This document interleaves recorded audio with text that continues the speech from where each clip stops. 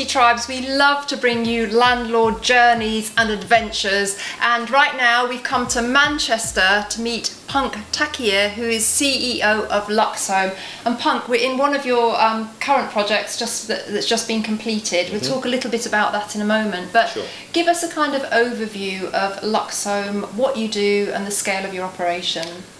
Yes, Luxome is, we're a branded portfolio of premium properties. We're premium accommodation for students and recent graduates, so there's a young professional side of the model also. We've got a strong focus on customer engagement and aftercare, and we're trying to create an all-round luxury living experience for our tenants. And we're in one of your current projects, as I mentioned. Tell us a little bit about the journey that this property's been on to bring it up to this amazing, finish that you've achieved here. Yeah, it started out as a traditional three-bed terrace property. It was pretty run down, but if I'm honest, it was no better or worse than most I've seen. But we tend to strip it right back. We start again. We strip back to the brick. We have to expose every last part of the property.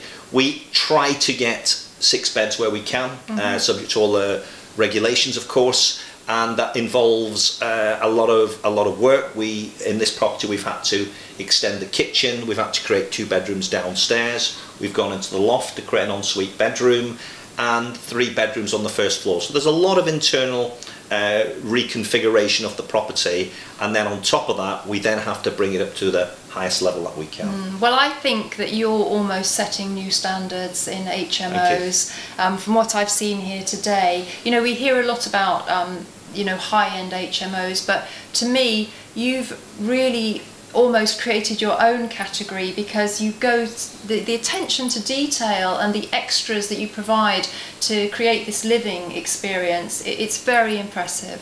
It takes a lot of work, a lot of planning. We are very passionate about what we do. You mentioned the attention to detail. It's important that we want to be the best. We don't want to be the biggest, but we certainly want to be the best at what we do. We're always looking for improvements. We're always looking for improved facilities, improved products, and then of course we don't just stop at the actual product itself. It's all about engaging with the customer and the aftercare and giving that supportive living environment on top of it. But no, we do care about what we do, and it's important that we try to just keep moving forward.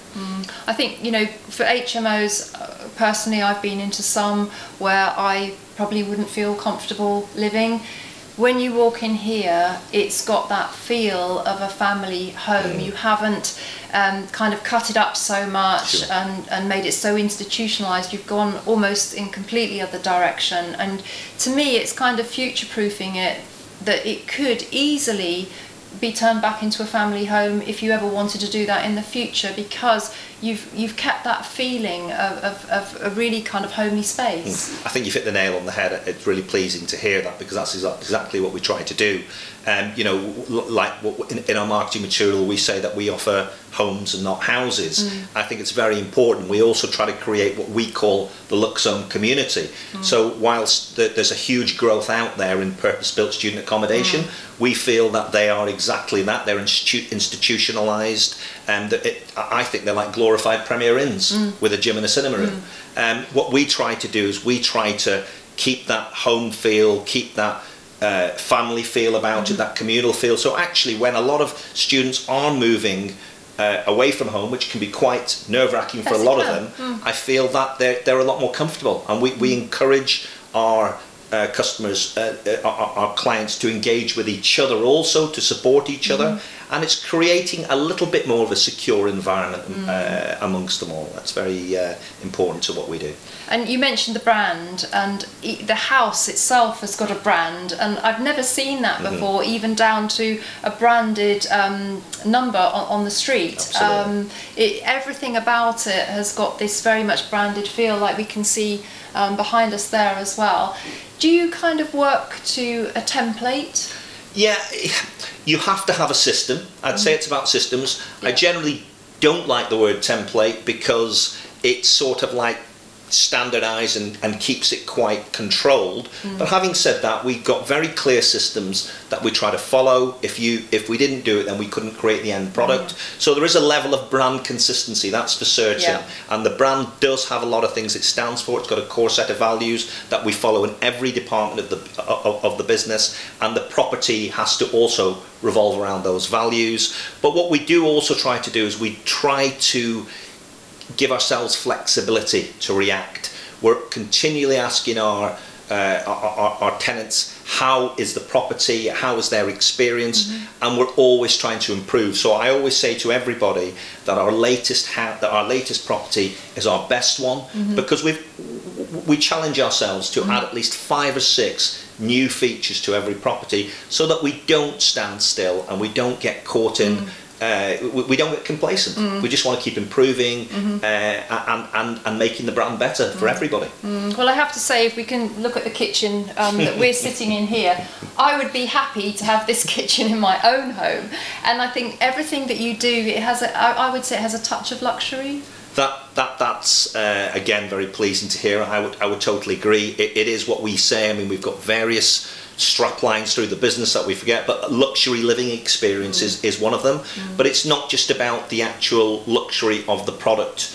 It's not two-dimensional. It's also the luxury of the experience of living here and how they actually live, how we treat, how we engage them, with them, how we try to give them that aftercare. But yes, I mean, luxury is a big part of what we do. Sounds like a very holistic approach to everything. Absolutely. We've got this holistic approach. We focus, it's about that supportive living environment. There's various things we focus on. A lot of the new initiatives that we're doing is pastoral care with a big focus on mental health, which we know is a big problem in the UK at the moment, particularly for students under a lot of pressure to get grades, to get through exams, to get jobs. We also focus on their health. We encourage them to think, eat and live healthily, and that could be with gym memberships, that could be with just educational material. And then finally, well not finally, one of the third areas that we're looking at is careers advice, helping them maybe with online platforms, with access to companies that might offer internships, or just getting them to think beyond their time at university. What we're trying to do is to try and get on that journey with them and try to help them as much as we can through the whole process. That's brilliant. Now, financing HMOs can be a challenge, and we're here actually working with Shawbrook today, our finance partner, and Shawbrook have played a big part in your growth in the last 12 months, haven't they? Yes, absolutely. Up to that point, the business has been going now about 10 years. We were with one of the high street banks, who were good with us up to a point. They took us through to the end of the first growth stage. You know, we've got a very clear growth plan and business plan behind the business. We were just getting into growth 2, and I think the bank couldn't give us a flexibility to go where we wanted to go. We felt the model has proved to be very successful. We felt it's got a lot more legs and we could take it further into new areas. And that was a challenge. So we met Shawbrook Bank exactly at the right time. They allowed us to refinance. They believed in the model of what we were doing. They understood that we were creating new we were breaking through barriers and creating a new level and a new ceiling, and they understood what we're trying to do. They understood our USP, and they bought into the growth plan. So they've been giving us some very flexible funding.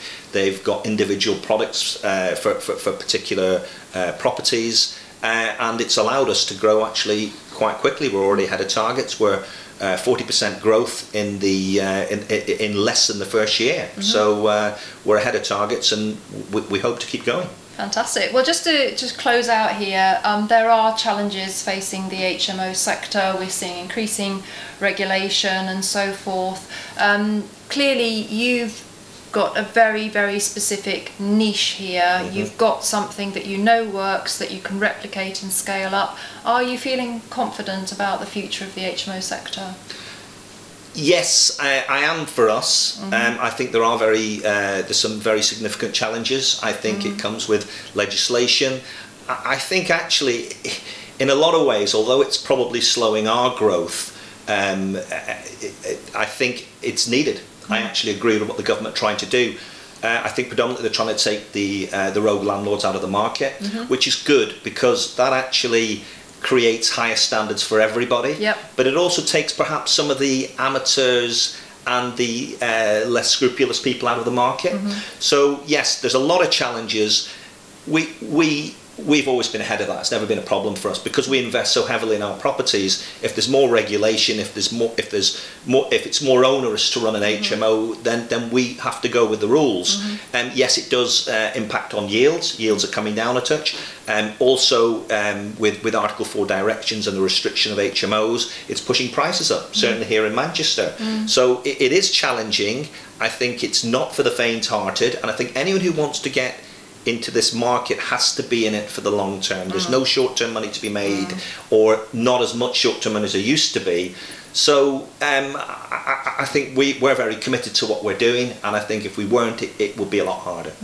Well, I have to say, Punk, it's been absolutely fantastic talking to you, seeing the product that you have developed here, and you know, I really want to tip my hat at you for what you're achieving here, because it really does seem to me like you're taking things to another level, and it's so gratifying to see how much you genuinely care about your tenants, and you want to give them this wonderful experience. So I think you are totally leading by example here in Manchester, and I wish you every success. Thank you very much.